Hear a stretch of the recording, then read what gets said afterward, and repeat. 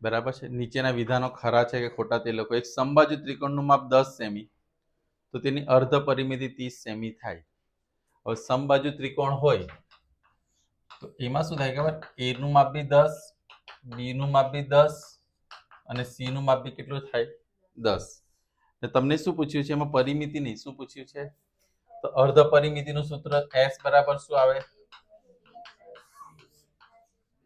એટલે 10 વત્તા 10 વત્તા 10 ભાગ્યા 2, 30 ભાગ્યા 2 એટલે ખરેખર શું આવો જોઈએ આન્સર? ને એ લોકોએ કેટલું કહ્યું છે? 30. તો આપણો આન્સર કેવો છે? ખોટો છે. સાચો આન્સર શું આવશે? 15. સમજી ગયા બધા? બીજો જવાબ, એક સમદ્વિ બાજુ ત્રિકોણની સમાન બાજુઓના માપ. સમાન બાજુઓના માપ A બરાબર 20, B બરાબર C આપણને ખબર, પણ એમ કીધું કે એની અર્ધ પરિમિતિ S20 છે. તમને શું લાગે પોસિબલ છે? ધારો કે આપણે આ બે ની જ વાત કરીએ. 20 ને 20 કેટલા થાય? એને 2 વડે ભાગો તો કેટલા થાય? 20. ખાલી આ બે નો જ જવાબ શું આવી જાય છે?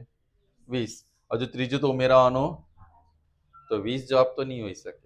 20 થી કેવો હશે? વધારે હશે પણ ઓછો નહીં હોય. ખ્યાલ આવે છે? કારણ કે પરિમિતિમાં 20 ને 20 40 તો આ બેનું જ થઈ જાય છે. હજુ ત્રીજું માપ આપ્યું નથી. ધારો કે કંઈક માપ 10 લઈ લો આપણે, તો 20 ને 20 40 ને 10 50, 50 ભાગ્યા 2 તો કેટલા થાય? એટલે 21 પણ થઈ શકે, 22 થઈ શકે, 23 થઈ શકે, પણ 20 થઈ શકે ને કે 20 થી ઓછું થઈ શકે. એટલે આ વિધાન પણ કેવું છે? ખોટું છે. ક્લિયર થાય છે કોન્સેપ્ટ બધાને? તમારે સવાલ પણ લખવાના ને કોન્સેપ્ટ પણ લખવાના છે. હવે અહીંયા ત્રીજું કીધું છે તમને. શું કહ્યું છે ત્રીજો? પ્રશ્ન નંબર કયો છે આપણો? 1 છે ને. પ્રશ્ન 1 માં ત્રીજો પ્રશ્ન શું છે ખરા ખોટામાં? કે ભાઈ ખૂણો બી કાટખૂણો છે 90°. તો પહેલા આપણે બી લખી દઈએ, અહીંયા એ અને અહીંયા શું લખીએ? સી. તમને AB નું માપ 6 આપ્યું છે, BC નું માપ 8 આપ્યું છે ને એમ કહ્યું છે કે આની અર્ધ પરિમિતિ 12 છે. હવે આની અર્ધ પરિમિતિ માટે તમને પહેલા તો પરિમિતિ શોધવી પડે. પરિમિતિ માટે શું જોઈએ? 3 બાજુઓના માપ. આમાં મારી પાસે કેટલી બાજુઓના માપ છે? 2 બાજુઓના. તો ત્રીજી બાજુનું માપ શોધવા માટે હું શું કરીશ?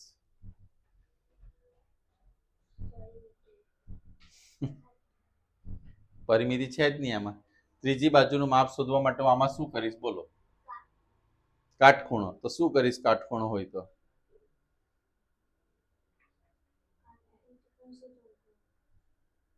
કયું સૂત્ર મૂકવાનું? કર્ણનો વર્ગ બરાબર એક બાજુનો વર્ગ. હવે સમજી ગયા? હમણાં જ મેં તમને થોડી વાર પહેલા કહ્યું ને જનરલ ઓપ્શનના ફાયદા. These are the concepts you know immediately. Then you can understand. 100. તો શું આન્સર આવ્યો? સી કેટલા આવ્યા? હવે તમારે અર્ધ પરિમિતિ અંદર કઈ છે? તો A + B + C/2. એ 6 છે, 8 છે, 10 છે ભાગ્યા 2, 14 ને 10 24 ને એટલે કેટલા આવશે જવાબ? 12. અંદર શું આપ્યું છે લોકોએ? અર્ધ પરિમિતિ 12 છે. તો આ વિધાન સાચું છે, સત્ય છે, ખરું છે. એટલે એમ કહી શકીએ આ વિધાન કેવું છે? ખરું છે. એના પછી ચોથો પ્રશ્ન લઈશું. એક ચોરસ બાજુનું માપ 20 છે. ચાલો એ પણ દોરી જ લઈએ. ચોરસ બાજુનું માપ શું છે? 20. એટલે બધી બાજુના માપ તમારા 20 આવશે. આવી ગયું 20 20 20. તો વિકર્ણનું માપ 20 વર્ગમૂળમાં 2. આ વિકર્ણનું માપ કેટલું છે? 20 વર્ગમૂળમાં 2 એવું એમણે કહ્યું છે. પણ જો તમે જોશો ને અહીંયા 90° થાય. કેમ? ચોરસ છે એટલે શું? પણ બધા જ ખૂણા કાટખૂણા હોય છે. એટલે અહીંયા આપણે આ કાટખૂણો થઈ ગયો. તો હું આને નામ ધારો કે આપી દઉં છું ABC અને D. તો AC નો વર્ગ બરાબર આમાં પણ શું થશે? AB નો વર્ગ વત્તા, ચલો AB નો વર્ગ એટલે કોનો વર્ગ થશે? BC એટલે કોનો વર્ગ થશે? એટલે અહીંયા 20 × 20 400. અહીંયા પણ 400 એટલે કેટલા થયા? 800. AC નો વર્ગ 800 થયા. તો AC બરાબર વર્ગમૂળમાં 800 અને એસી બરાબર વર્ગમૂળમાં 800 એટલે 400 ગુણ્યા 2 400 દુ 800 થાય 400 નું વર્ગમૂળ નીકળી શકે કેટલું નીકળી શકે તો વિકર્ણ કેટલું હોઈ શકે એનું 20 વર્ગમૂળમાં 2 આ વિધાન પણ કેવું છે સાચું છે ખરું છે બરાબર ને જાય છે કોન્સેપ્ટ તમને દિમાગમાં હવે પાંચમો પ્રશ્ન જોઈ લઈએ શું કહ્યું છે સમબાજુ ત્રિકોણમાં સમબાજુ ત્રિકોણ છે બધી બાજુઓના માપ કેવા છે બાજુમાં બાજુની લંબાઈ બમણી કરવાથી ત્રિકોણનું ક્ષેત્રફળ મૂળ ત્રિકોણના ક્ષેત્રફળથી બમણું થાય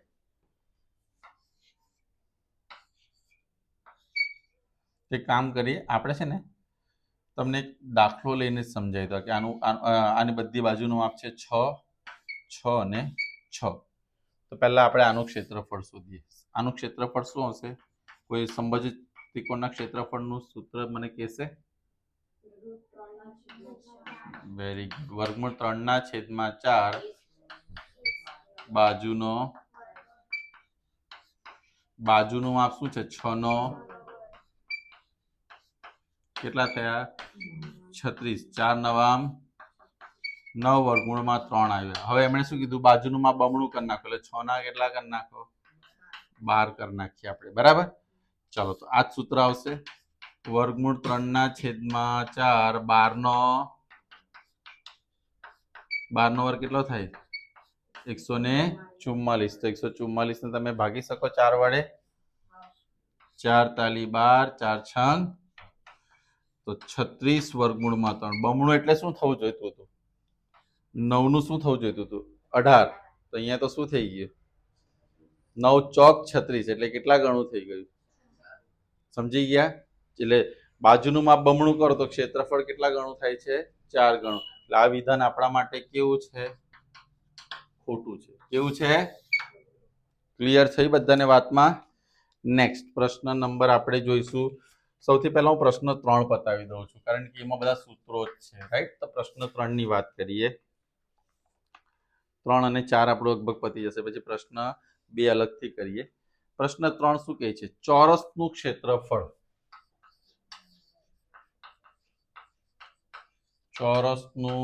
ક્ષેત્રફળ લંબાઈ અથવા બાજુનો વર્ગ લંબાઈનો વર્ગ બીજું સમબાજુ ત્રિકોણનું ક્ષેત્રફળ હમણાં જ જોયું શું આવશે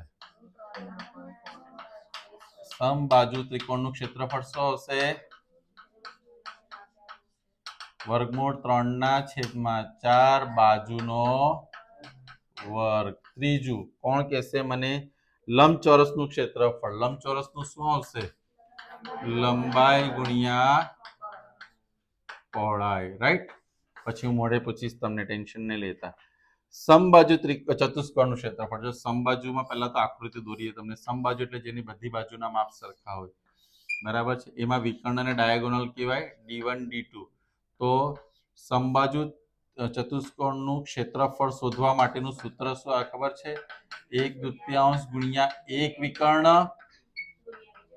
ગુણ્યા બીજો શું આવશે વિકર્ણ યાની 1/2 D1 into D2 હતું ને આઠમામાં પાંચમો પ્રશ્ન ચોરસનું ક્ષેત્રફળ આવી ગયું ને ભાગ્યા 2 લખ્યું છે જો આ બહુ સરસ પૂછ્યું છે ચોરસનું ક્ષેત્રફળ અહીંયા સ્ક્વેર ભાગ્યા 2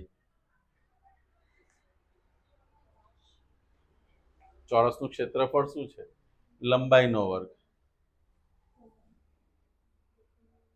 તો ભાગ્યા 2 તો શું કરી હવે લોજિક ચલાવો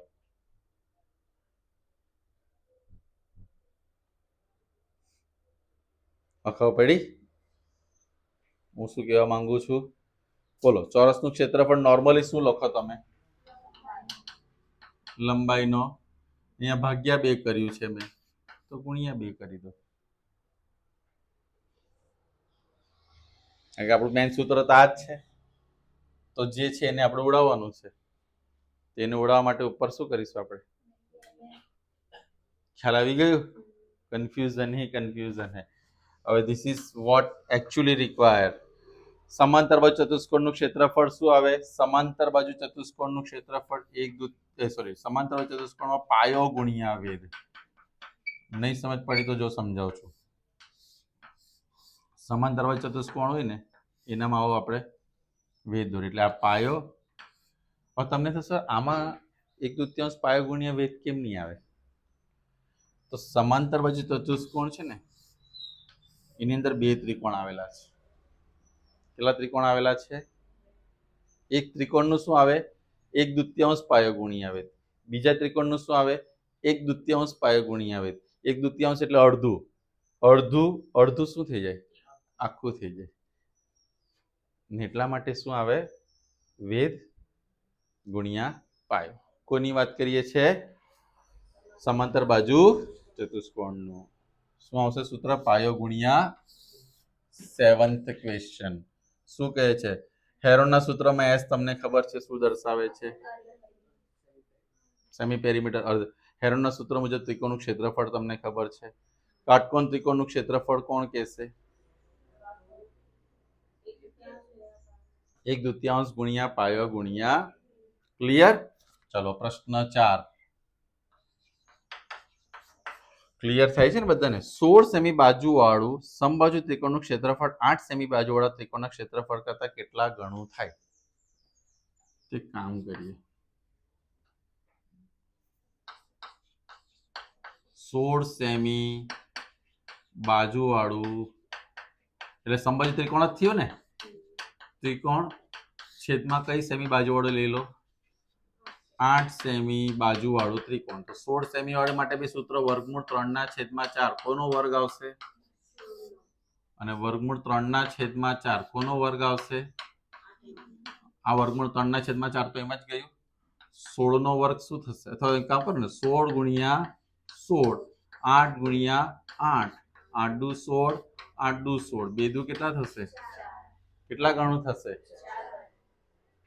જો હવે તમને આ બધું લોજિક ચાલે then you are eligible something very big things. આ બધી વસ્તુઓ માટે તમે રેડી છો એમ કહી શકાય. બાકી તો હવે એક સમબાજુ ત્રિકોણનું બાજુનું માપ 10 છે તો અર્ધ પરિમિતિ. જો બાજુનું માપ 10 એટલે a બરાબર 10 b બરાબર 10. હવે અર્ધ પરિમિતિ તમને આવડશે ને? કેવી રીતે શોધવાનું છે? a plus b plus c ના છેદમાં. ઓકે. ત્રીજો પ્રશ્ન. ત્રિકોણ એબીસી ની બાજુના 12 સેમી 16 સેમી અને 20 સેમી છે. ક્ષેત્રફળ શોધો. કેવી રીતે શોધીશું આપણે? હેરોન્સ ફોર્મ્યુલા લઈને. પાક્કું? ચોથો પ્રશ્ન. ત્રિકોણ પીક્યુઆર ની બાજુના માપ 13 સેમી 14 સેમી 15 સેમી. ક્ષેત્રફળ શોધો. કેવી રીતે શોધીશું? હેરોન્સ ફોર્મ્યુલા લઈને. પાક્કું? એકદમ. આમાં બીજું મને વિચાર આવે છે. હેરોન્સ ફોર્મ્યુલા તો આપણી પાસે ઓપ્શન છે જ. બીજો પણ મને આઈડિયા આવી શકે. જો મારે હેરોન્સ ફોર્મ્યુલા જેટલું લાંબુ ના કરવું હોય તો શું છે જુઓ. હવે એક કામ કરો. 12 નો વર્ગ કેટલા થાય? 16 નો વર્ગ કેટલા થાય? અને 20 નો વર્ગ કેટલા થાય? 400. જો આ બેનો સરવાળો પણ કેટલા થાય? કાટકોણ ત્રિકોણ નિયમ લાગુ પડે. કર્ણનો વર્ગ બરાબર બાકીના બે બાજુના વર્ગોનો. આને શું કહેવાય? પાયથાગોરસ ટ્રિપલેટ છે આ. એટલે કે આ ત્રણ એવા માપ છે જે કાટકોણ ત્રિકોણના માપ બતાવે છે. તો 20 અહીંયા આવશે. કર્ણનું માપ મોટું જોઈ. પછી 12 અને 16 ગમે તે હોઈ શકે. હવે મારે આનું ક્ષેત્રફળ શોધવું છે તો કેવી રીતે શોધીશ? 1/2 પાયો ગુણ્યા 1/2 12 ગુણ્યા 16. સમજી ગયા? હવે ખબર પડે છે મેં જે શરૂઆતમાં જે સેન્ટેન્સ બોલ્યો ઓપ્શનલ વાળા કેમ એવું બોલ્યો? તમને આ લોજિક ચાલવા જોઈએ બધાને. કે તમે શું કરો છો? હેરોન્સ ફોર્મ્યુલા વિચારી લીધું, આન્સર આવી જ જવાનો. પણ કેટલો ટાઈમ 1 માર્ક્સની ખાલી જગ્યા માટે તમે બગાડો? પછી તમારું લોજિક આ ચાલતું હોય. હવે તમે સમજો બધી કોમ્પિટિટિવ એક્ઝામ શું હોય છે, JEE નીટ શું હોય છે. તમે એમાં છે ને પછી હેરોન્સ ફોર્મ્યુલા વાપરી ના હોય એટલે એના બધા પ્રશ્ન તમારાથી અટેમ્પ થાય નહીં. એ બધી એક્ઝામો ક્લિયર કરવા માટે શું જોઈએ? આ લેવલનું લોજિક તમારા હમણાં ચાલતા ટોપિક માટે તમને હોવું જોઈએ. હવે એના પછીનો પ્રશ્ન જુઓ. હવે તમે શું કહે છે? કયો છે બીજો પ્રશ્ન? 20, 48 ને 52, સોરી 13, 14 ને 15, શું એ આ ક્રાઇટેરિયામાં બેસે છે? ચેક કરો. 13, 14 ને 15 શું આ ક્રાઇટેરિયામાં બેસે છે? 13, 14 અને 15. આમાં સૂત્ર શું વાપરશો ખબર છે ને? 1/2 પાયો ગુણ્યા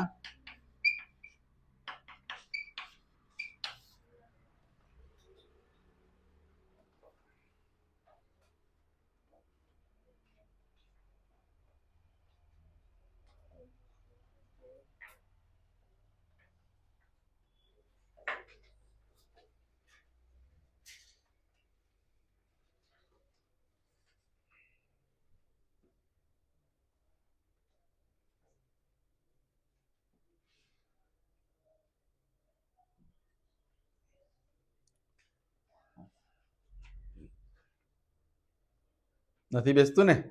હવે આમાં નથી બેસતું તો મારે શું કરવું પડશે? આમાં હેરોન્સ ફોર્મ્યુલા વાપરવો પડશે. તો એના પછીના દાખલામાં બેસે છે, પાંચમામાં 20, 48, 52 માં. ચલો તમે ચેક કરી લેજો, બરાબર? નહીં તો હેરોન્સ ફોર્મ્યુલા તો છે. છઠ્ઠા પ્રશ્નનો જવાબ કોણ આપશે? એક ત્રિકોણની બાજુઓના માપ આપ્યા છે. છઠ્ઠો પ્રશ્ન શું છે? એક ત્રિકોણની બાજુના માપ એ બરાબર કેટલા સેમી છે? બી બરાબર, સી બરાબર. બસ આમાં બી તમારો લોજિક વાપરો. જો પેલા ક્રાઇટેરિયામાં સેટ નહીં થાય તો આપણે હેરોન્સ ફોર્મ્યુલા પ્રમાણે શોધી કાઢવાનું. સાતમો પ્રશ્ન, એક ત્રિકોણમાં બે બાજુનો માપ આપ્યા છે. સાતમામાં શું કહ્યું છે? એ બરાબર 15, બી બરાબર 20. તમને એમાં સી નથી આપ્યું, એસ આપ્યું છે. કેટલું? 31. ઓકે, તો આમાંથી સી કેવી રીતે ફાઇન્ડ કરી શકો? એસ 31 આપ્યું છે, એસ આપ્યું છે, પરિમિતિ નથી આપી તમને. શું આપ્યું છે? એસ, અર્ધ પરિમિતિ. તો એસ નું સૂત્ર મૂકો, a plus B plus C છેદમાં એ ની કિંમત મૂકો. ઘણા શું કર્યા? પરિમિતિની જેમ ગણી નાખશે. 15, 20 અને સી છેદમાં 2 બરાબર કેટલા? 31. આને ગુણી નાખો એટલે 15 વત્તા 20 વત્તા સી બરાબર કેટલા થયા? 62 ને અહીંયા ઉપર આ 35 લખી દો ને. હવે સી બરાબર શું થશે? 62 માઇનસ 35 મીન્સ કેટલા આવશે? 27 કે 37? 37, 27 આવે ને. સી બરાબર કેટલા આવશે? 20. જો પરિમિતિ આપી હોય તો આનું માપ શું આવશે? 31 માંથી 25, 35, 31 માંથી 35 જાય જ નહીં, હે ને? માઇનસમાં તો પરિમિતિ એ નહીં આવે ને બાજુનું માપ. ઓકે, આઠમો પ્રશ્ન, એક ત્રિકોણની બાજુનો માપ 20 સેમી, 24 સેમી ને 32 સેમી છે. તો અર્ધ પરિમિતિ શોધો. એટલે એસ બરાબર a plus B plus C by 2. Clear? બધાને ખબર પડે છે? ચાલો, તો આપણા કેટલા પ્રશ્ન થયા? પ્રશ્ન નંબર 1, પ્રશ્ન નંબર 3, પ્રશ્ન નંબર 4 ઠીક કરી લો ને એટલું તમારે કરવાનું છે. સ્ટાર્ટ કરો, પછી પ્રશ્ન 2 કરાવું છું.